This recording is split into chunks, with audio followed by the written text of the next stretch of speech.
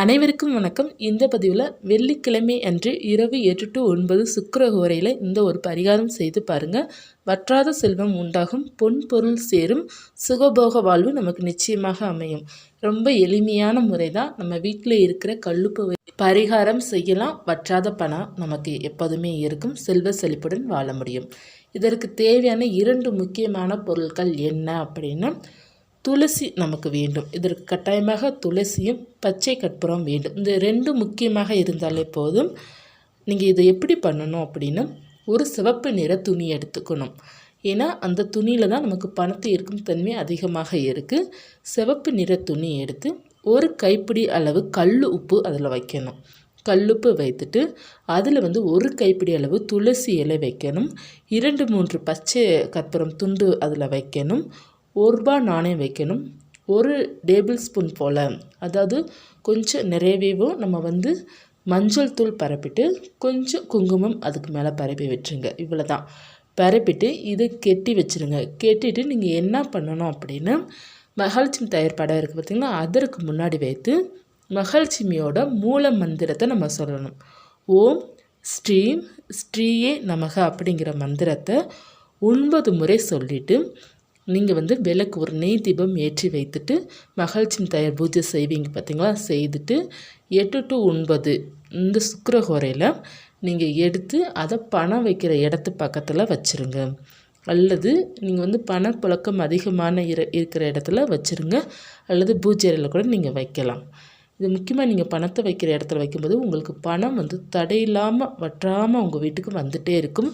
பணத்தடை எல்லாமே விலகும். இது செய்து பாருங்கள். இந்த பரிகாரம் உங்களுக்கு நல்ல ஒரு ரிசல்ட்டு கொடுக்கும்.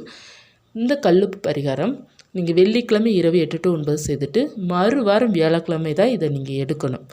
மாலை நேரமோ அல்லது காலை நேரமோ எடுத்து நீங்கள் இந்த கல்லுப்பை சிங்கில் விற்றணும்.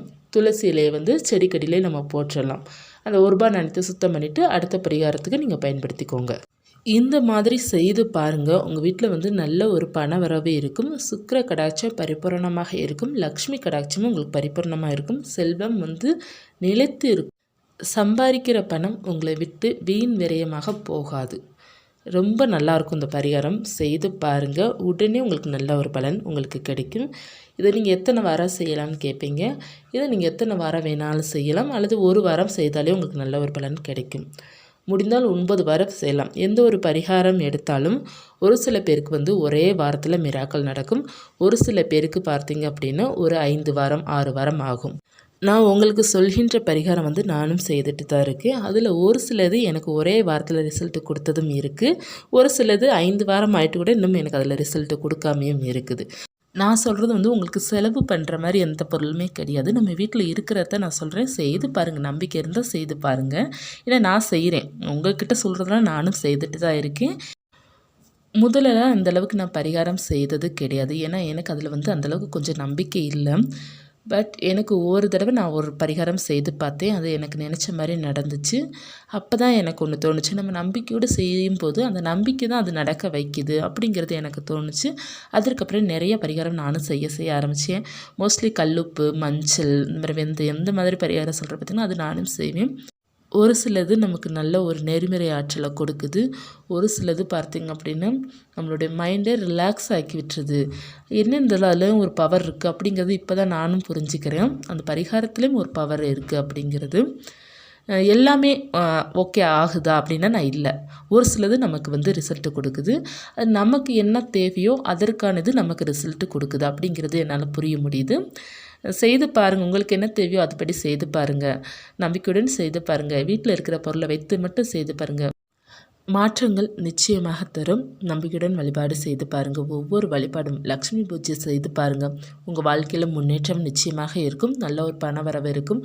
சுக்கிரஹோரையில் வழிபாடு செய்யும்போது கூடுதல் விசேஷமாக இருக்கும்.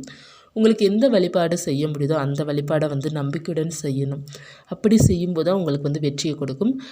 அப்புறம் நிலைவாசல் பூஜை நீங்கள் செய்ய உங்கள் குலதெய்வ அருள் பரிபூர்ணமாக கிடைக்கும். இஷ்ட தெய்வத்தோட அருளும் பரிபூர்ணமாக கிடைக்கும். அதே நம்பிக்கையுடன் செய்து பாருங்கள். நல்ல பலன் கிடைக்குது. நீங்களும் நல்ல ஒரு பலன் அனுபவிக்கணும் அப்படிங்கிறத நான் இறைவனிடம் பிரார்த்தனை பண்ணிக்கிறேன். இந்த பதிவு உங்களுக்கு உபயோகமாக இருந்துச்சுன்னா லைக் பண்ணுங்கள். மீண்டும் ஒரு ஆன்மீகத்தலுடன் உங்களை சந்திக்கிறேன். நன்றி.